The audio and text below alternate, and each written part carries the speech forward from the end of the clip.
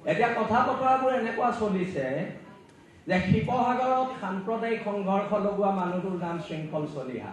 মই ৰমু চলিহাৰ ল'ৰা, মই ইয়াত সাম্প্ৰদায়িক সংঘৰ্ষ হ'ব নিদিওঁ। সেইটো কথা মনত ৰখা উচিত আপোনালোকে। আজি ফৰিদ ইছলাম আৰু মোৰ এখন কাজিয়াত ৰংঘৰ চাৰিআলি সকলো মানুহ ওলাই আহি সম্প্ৰীতি নিদৰ্শন দিয়া নাই। তেওঁ আৰু মোৰ এখন ব্যক্তিগত কাজিয়া আছে। তাত সাম্প্ৰদায়িক কথা বতৰাবোৰ চিঞৰাটো ভুল কথা বতৰা হৈছে। অকল সংযম কিয় আমি হ'ব লাগে? মই যোনদিনালৈকে হিন্দু বাংলাদেশীৰ বিৰোধ কৰি আছিলো, যোনদিনালৈকে মই অনা অসমীয়া শ্ৰেণীটোৰ বিৰোধ কৰি ৰাজপথত আন্দোলন কৰি আছিলো, শৃংখল তেতিয়া প্ৰচণ্ড জাতীয়তাবাদী ল'ৰা। তাৰ পিছৰ পৰ্যায়ত যেতিয়া আমি সন্দেহযুক্ত মানুহৰ বিৰুদ্ধাচৰণ কৰিলো, শৃংখল তেতিয়া সাম্প্ৰদায়িক। এই কথা বতৰাবোৰ নহ'ব। শৃংখল সাম্প্ৰদায়িক কিয় নহয় জানে? মই সেইদিনা গুৱাহাটীলৈ যোৱাৰ আগত মোৰ স্কুলীয়া বন্ধু ৰিয়াজৰ খুব গা বেয়া।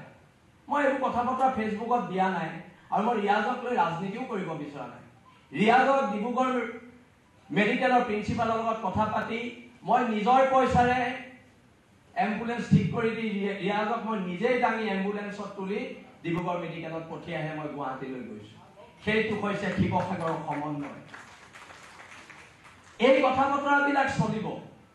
আমি কম, আমাৰ মনত ক্ষোভ আছে, আমি আমাৰ কথাবোৰ কম। আজি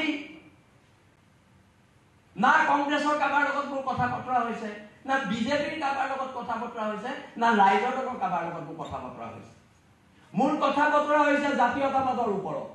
মোৰ কথা বতৰা হৈছে অসম নামৰ মাজনী কেনেকে বাচিব তাৰ ওপৰত। এতিয়া সংবিধান অকল বেলেগৰে আছে নেকি? আজি মনিৰুল ইছলাম বৰাক আপোনালোকে সুৰক শৃংখল চলিয়া ঘৰ কেনেকে চলে।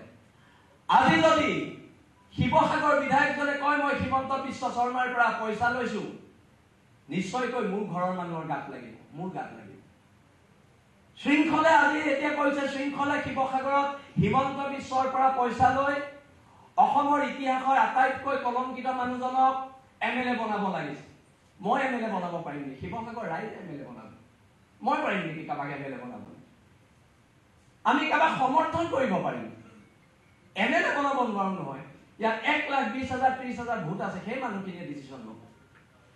বাৰে বাৰে মোক যদি কৈ থাকে বিজেপিৰ দালাল, মোৰ তাত আপত্তি আছে। শৃংখল চলিয়াই বিজেপিও নকৰে, কংগ্ৰেছো নকৰে। আমি জাতীয়তাবাদৰ কেঁচা তেজ খাই ইয়াত আছো। আমি ধৰ্মৰ আফিম খাই বহি থকা নাই। না মই হিন্দু, না মই মুছলমান, মই অসমৰ খিলঞ্জীয়া স্বাভিমানী অসমীয়া। সেইটো কথা সকলোৱে মনত ৰখা উচিত।